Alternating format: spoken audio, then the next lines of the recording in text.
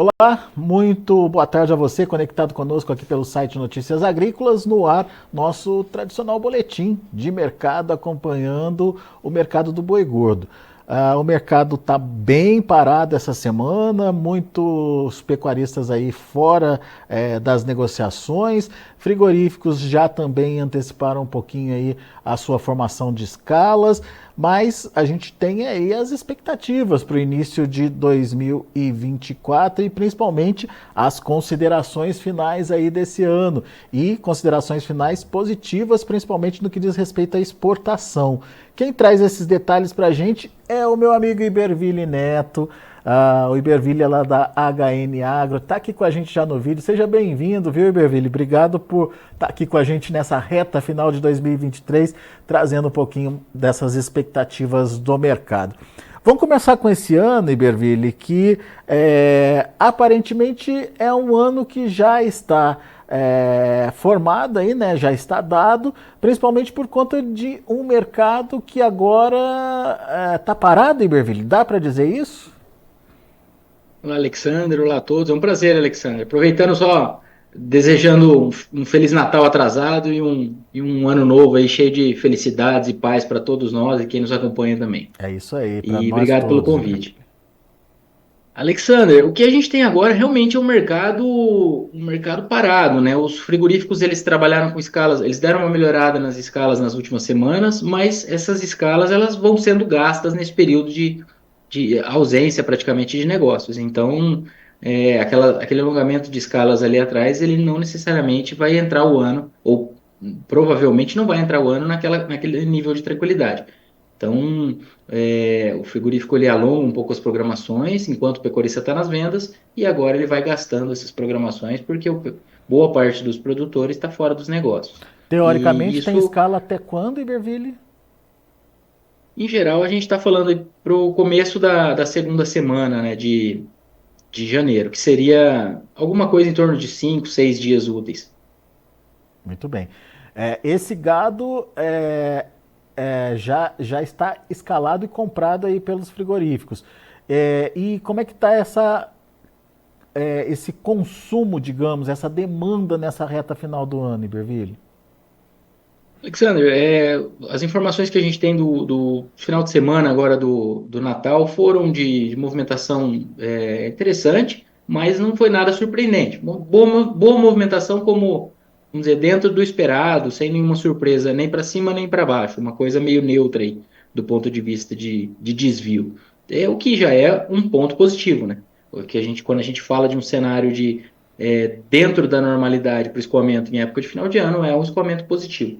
Então, agora a gente tem mais uma semana, agora no meio da semana um pouco mais calma, e mais um final de semana que deve ser de boas vendas pensando em varejo.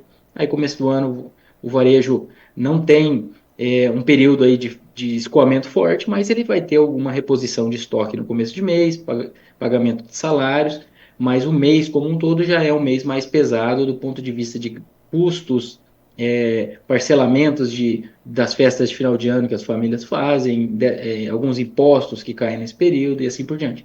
Então, o ponto de vista de escoamento no mercado doméstico não é um mês forte. Mas, por outro lado, o pecuarista costuma ficar fora das vendas ainda um período no início do ano.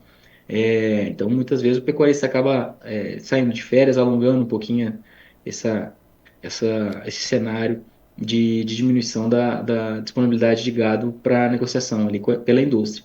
Então, Ô, Iberville. isso no frigir dos ovos não nos gera expectativa de um mercado pressionado no começo de 2024. A gente acha que o mercado deve começar meio de lado, mas mais sustentado por esse momento aí de frigoríficos com programações que vieram sendo usadas e precisando manter o ritmo das negociações ali. Muito bem.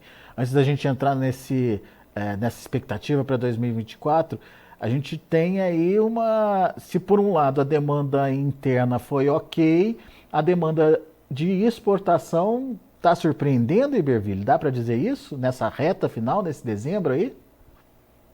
Alexandre, as expectativas, como a gente vinha com diversos meses, um pouco abaixo do mesmo período do ano passado, quando a gente vinha acumulando o volume, né? Quando a gente fala em preço, realmente o preço está abaixo e isso impactou o faturamento. Mas em volume, que é o que gera a quantidade de gado a ser abatida para esse destino, então tem o seu impacto muito relevante. Não adianta a gente, às vezes a gente foca, a receita está menor, óbvio que seria melhor um preço superior para essa carne embarcada, sem dúvida, mas quando a gente fala em volume, a gente está falando de quantidade de animais abatidos, é outra variável fundamental nessa equação, né? Ainda mais porque quando a gente pega preço de exportação e preço do boi, ele veio relativamente atrativo para a indústria, ou podemos dizer atrativo para a indústria, em boa parte desses meses de 2023, mesmo sem que os preços absolutos de exportação estivessem tão bons. E aí, o que a gente teve nesses acumulados de volume ao longo do ano? A gente teve boa parte dos meses com um pouquinho abaixo de 2022, que a gente sempre ponderava que 2022 foi o melhor ano da história. Então, um pouquinho abaixo do recorde não é um ano ruim em volume. Só que agora, nessa reta final, a gente está tendo uma surpresa positiva. E a gente teve agora, na parcial, que saiu agora segunda-feira, nos primeiros, até a quarta semana de dezembro, a gente teve um aumento de 49,5% no volume médio exportado em volume. Volume, né? Então, 49,5%, com uma queda de 8% no preço médio. A receita média diária cresceu 37,6% na comparação com o mesmo período do ano passado. Então, a gente está falando de volume maior e receita maior nessa parcial de dezembro. Então, se a gente mantiver esse ritmo dessas exportações nessa última semana, a gente está falando de um volume aí projetado de 208 mil toneladas, que é o maior volume da história, não só para dezembro, para qualquer mês. E com esse volume de 208 mil toneladas, caso se confirme, a gente está falando de um aumento de 0,6% na comparação do acumulado de 23 com o acumulado de 22. Então, recorde novamente para volume seria. Nosso cenário aqui, normalmente a gente fica com cautela de alongar aquela média diária para o mês, mas como a gente já está falando de um acumulado até a quarta semana, qualquer movimentação nessa última semana ela tem que ser muito brusca para alterar a média do mês, porque a gente tem 4 semanas já de peso para essa boa média diária. Então, eu diria que é possível que a gente quebre o recorde do ano passado. Talvez não mantendo esse ritmo, mas também nada impede que seja mantido, porque essa última semana foi muito forte no volume exportado. Lembrando que o que a gente está falando aqui é carne embarcada, né? Então já não é mais isso que está influenciando o mercado hoje. A projeção é de que a gente tenha um novo recorde batido agora em dezembro de 208 mil toneladas contra o recorde anterior, que era de 203 mil toneladas e um quebrado ali. Em agosto e setembro do ano passado, foram 2 meses praticamente com o mesmo volume. Quem que está demandando agora, Iberville, para justificar esse bom volume aí de exportação? Porque dezembro geralmente já é um mês em que, tradicionalmente, a gente tem uma queda aí da demanda, né? Isso. Esses dados agora de dezembro, eles ainda são parciais, então a gente não tem essa discriminação por cliente. Mas o que acontece normalmente no final do ano, a China diminuir um pouco o ritmo e outros clientes ganharem um pouco de espaço. Isso ficou muito evidente em 2021, quando a China saiu da jogada, a exportação para outros clientes, ela subiu bastante naquela reta final, principalmente quando a China estava sinalizando de voltar e os outros clientes vieram se antecipando porque sabiam que a China ia voltar com uma demanda forte, e foi o que aconteceu no início de 2022. Mas agora, então, a gente tem esse cenário de acompanhar. A China não vem comprando mal nos últimos meses, mas o que a gente ouve aqui é que ela não está tão acelerada pensando nas negociações atuais para os próximos meses. O que normalmente costuma acontecer já de Estados Unidos, por exemplo, serem o foco da indústria no começo do ano, porque a gente trabalha dentro de uma cota com uma questão tributária mais atrativa e os frigoríficos eles aproveitam para tentar fechar essa cota o quanto antes, porque ela é uma cota pela qual as indústrias competem, né? Interessante. Então temos um finalzinho de ano aí, onde a possibilidade de recorde pode acontecer. Então, esse recorde de mensal, né, pode ser batido, então, Iberville. Pode, Alexandre. A gente está aqui com uma média diária de 10,4 mil toneladas. Para a gente bater o recorde, a gente tem que é, chegar no final do mês com 9,8 mil toneladas de média diária. Então, a gente pode ter uma queda da média, lembrando que a gente já tem 4 semanas com essa média alta, resultando nessa média alta. Então, a gente pode devolver um pouquinho desse ritmo de exportação que ainda empataríamos com o ano passado. A gente, para fechar empatado com o ano passado, a gente precisaria agora em dezembro de 195,5 mil toneladas. A gente já mandou, ou seja, isso já foi, foram 166,1 mil toneladas. Então a gente está falando aí de 28, 29 mil toneladas nessa reta final para encostar no ano passado. E se mantiver o ritmo, aí a gente está falando de recorde para o mês e de recorde absoluto, até com um chorinho aí de 0,6% acima de 2022. Legal, legal. Perspectivas mudaram aí, portanto. Agora, em faturamento não vai dar, né, Iberville, para virar o jogo? Não, Alexandre, faturamento a gente tem, agora voltando e usando os dados acumulados até novembro, a gente tem, até novembro, o volume ainda está com uma queda de 2,3%, talvez seja recuperada agora com esse volume de dezembro que a gente está comentando. Receita em dólares, a gente está falando de uma queda de 22,7%, então um mês só recuperar isso não tem como praticamente. Não tem como não, a gente pode cravar que não vai ocorrer, né? E, e o preço médio em dólares está 20,8% menor do que no mesmo período do ano passado. Então, o preço realmente ficou abaixo, só que daí quando a gente começa a detalhar alguns pontos, o faturamento agora desse médio diário desse período está 38% maior do que em dezembro de 2022.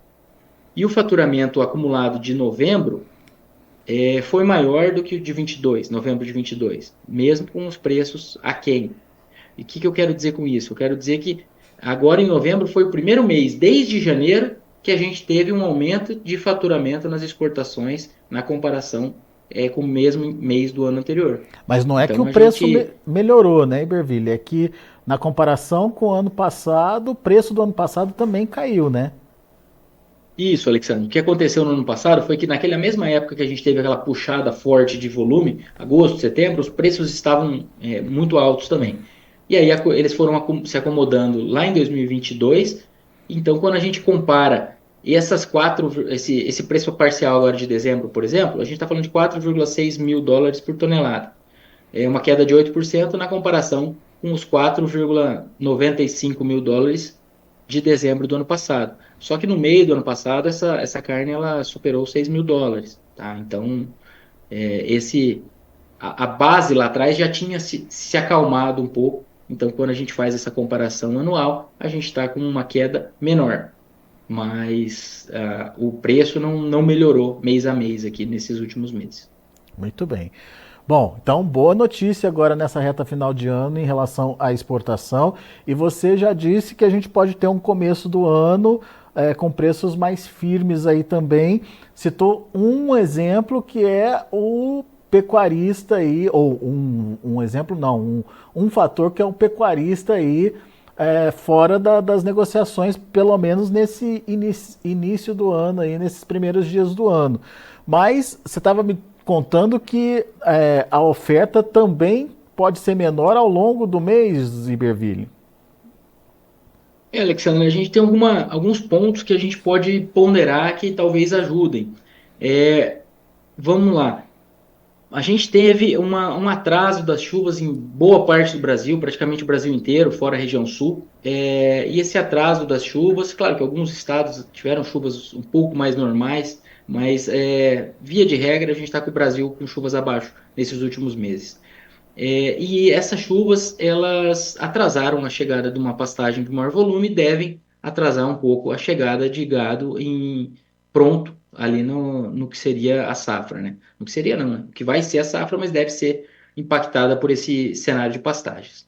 Outro ponto que eu acho que vale a gente lembrar e dar uma analisada a respeito é que lá no início de 2000 início não, no segundo trimestre de 2023, agora nesse ano, a gente teve uma relação de troca historicamente alta. A relação de troca milho-boi chegou em patamares, nos maiores patamares ali desde 2017. E isso gerou um adicional de gado em sistemas mais intensivos, não necessariamente o confinamento fechado, né, clássico, mas terminação intensiva a pasto, semi-confinamento e etc. Pela relação de troca. Então, o confinamento absoluto, ali, o confinamento fechado, né, ele acabou diminuindo um pouco, segundo números do IMEA, mas quando a gente pega esses outros dados, esses outros dados não, que até que a gente não tem uma estimativa tão apurada desses números, mas segundo até a própria indústria, existem informações de que os dados, de que o volume de gado oriundo de sistemas mais intensivos, ele aumentou bastante, tá? E esses números, eu não estou falando só o que a indústria falou, eu estou falando que eles vieram confirmados pelos dados do IBGE, que em agosto trouxeram o maior abate mensal da história.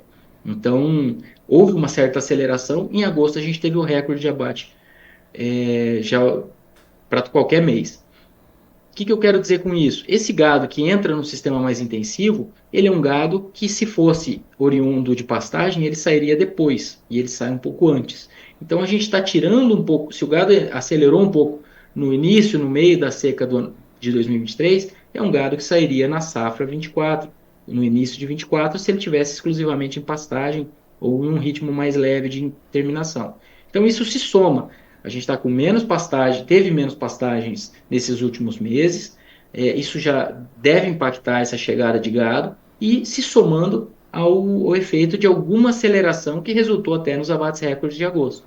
Então, eu diria que esses fatores eles podem colaborar com a precificação desse boi nesse começo de 2024.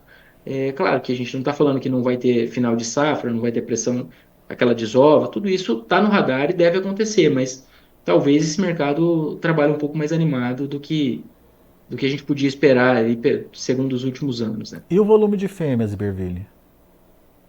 O volume de fêmeas, Alexandre, na nossa leitura, é, vamos por partes. A nossa expectativa para a oferta de bezerros é de uma oferta sutilmente menor do que no ano passado. Por quê? Porque lá entre 21 e 22 houve uma diminuição do uso de ATF e um rebanho praticamente estável de matrizes, segundo dados das BIA e do CPE. Então, a inseminação feita, ou usando aqui a inseminação como um indicador de investimento na cria como um todo, tá? Não estou falando só porque eu diminuir a inseminação, vai diminuir bezerro, não é algo automático assim. Mas eu estou falando, se houve menos investimento na cria em 2022, é o bezerro nascido em 23 que vai ser desmamado em 24. Então, é possível que a gente tenha uma oferta um pouco menor nessa desmama de 24, que a gente está falando aí, março, abril, e isso pode, se isso se refletir em preços do bezerro mais firmes, aí é sempre um equilíbrio, né? Até que ponto o boi gordo vai estar gerando relação de troca atrativa, ou os grãos vão estar animando esse mercado do boi gordo para dar um pouco de puxada no bezerro, né? Mas, o que eu quero dizer com isso? Eu quero dizer que se o bezerro for um pouco, evoluir um pouco, isso pode tirar um pouco de fêmeas do gancho. Então, se o bezerro evoluir um pouco do que diz respeito à precificação, pode ser o início de uma redução da oferta de fêmeas, e isso ajuda diretamente na precificação do boi. Tá? E aí, eu já trouxe o milho, porque eu estou pensando no impacto que um milho mais caro pode ter no mercado futuro, porque um milho mais caro pode atrapalhar essa relação de troca pensando em primeiro semestre, e isso afeta a oferta, a disponibilidade de gado, principalmente o gado oriundo de coxo, na segunda metade do ano. Então, se esse milho explodir ou continuar elevado, né, ele já subiu bem, mas se ele continuar com essa força aí, a gente tem a possibilidade de isso animar um pouco até a curva de futuros, e isso acaba sendo sentido até na opção por investimento, passando pela compra de reposição, por sua vez, pode puxar preço de bezerro ou ajudar a manter eles mais firmes, uma vez que a gente deve ter uma oferta um pouquinho menor. Bom, então, traduzindo, a oferta de animais pode surpreender, digamos, aí nesse início de ano, Iberville. E isso dá mais firmeza para os preços? Dá para a gente pensar assim? Já sabendo que a demanda também não é lá grande coisa, né?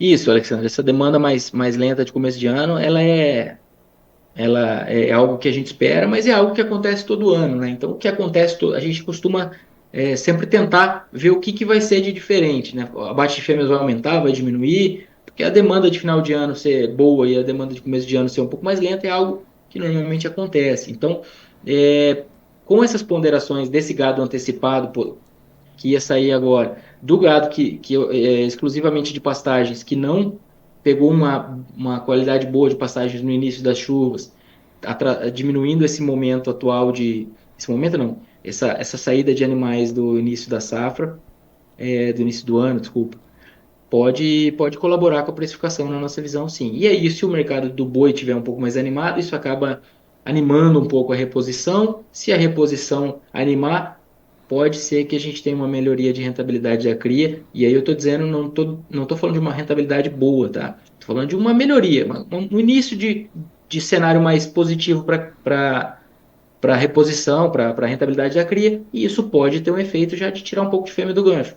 É algo positivo para a precificação do boi e até diminuindo, eventualmente, uma pressão de final de safra com a chegada da seca. Então, são algumas ponderações que, no frigir dos ovos, com todas essas cartas misturadas na mesa, nos leva à expectativa de um 2024 de preços melhores que em 2023. Não estamos falando aqui de uma expectativa de mercado explodindo, mas é um mercado bem mais animador para o produtor frente ao que foi 2023. Legal.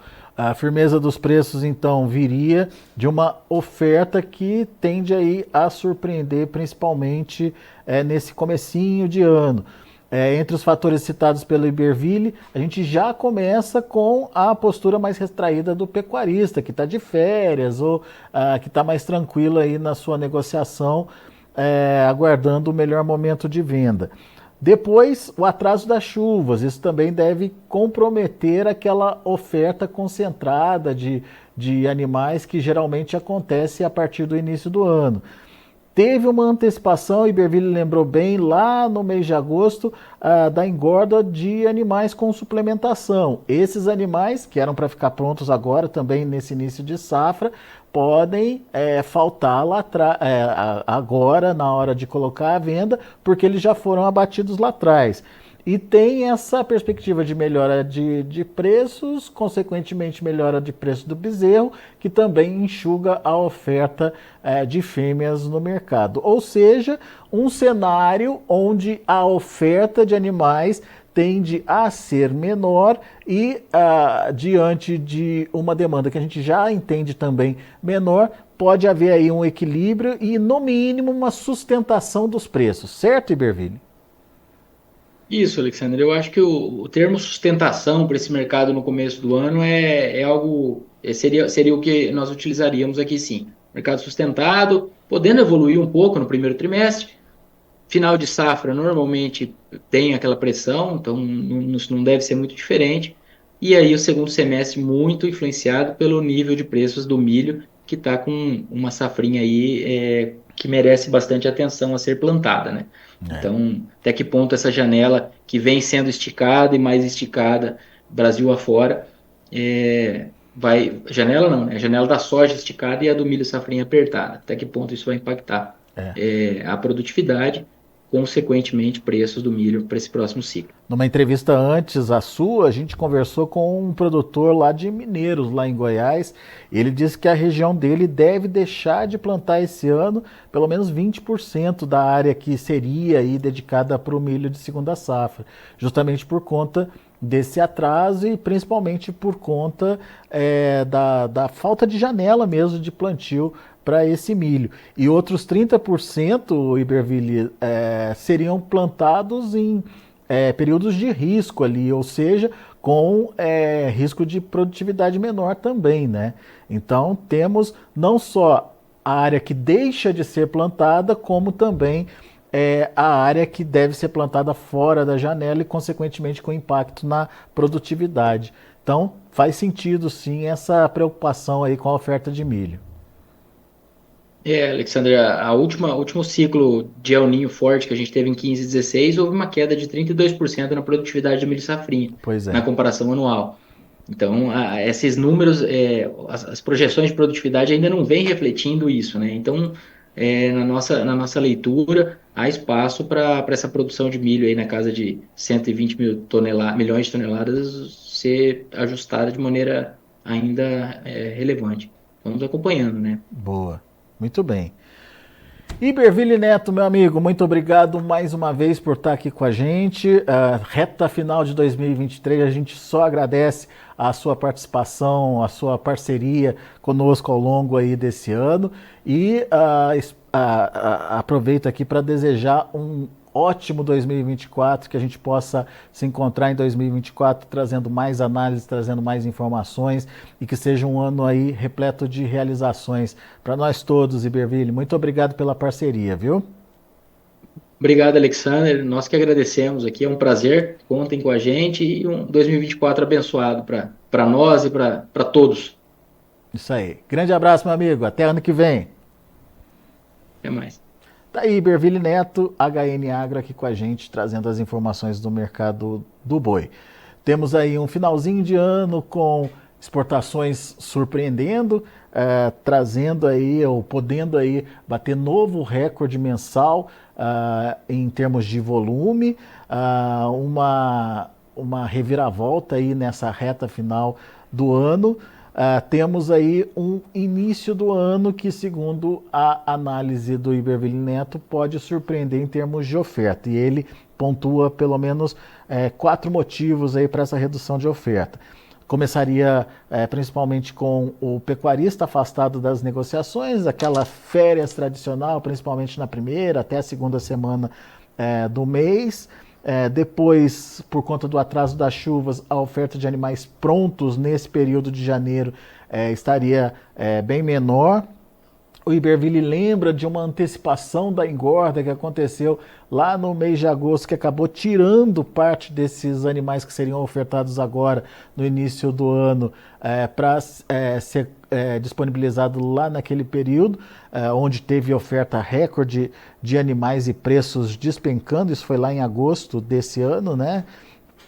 E temos também a possibilidade de uma redução na oferta de fêmeas, caso, obviamente, o bezerro melhore de preços aí. Então, temos a possibilidade, sim, de também ter uma oferta menor de fêmeas nesse início de ano.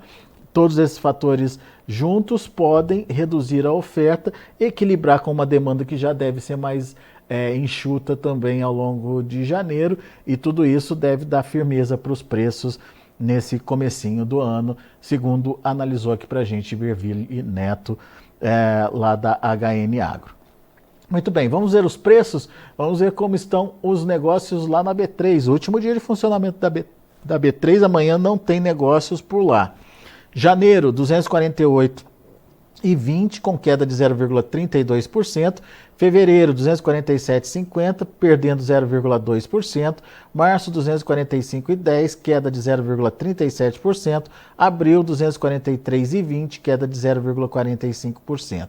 Indicador CPEA fechou dia 26 a R$ 252,50, com uma ligeira alta de 0,24%.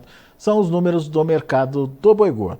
Muito bom, a gente vai ficando por aqui. Agradeço muito a sua atenção e a sua audiência. Daqui a pouquinho tem João Batista Olive. Tem especial do Tempo e Dinheiro para você que nos acompanha aqui no Notícias Agrícolas. Continue com a gente.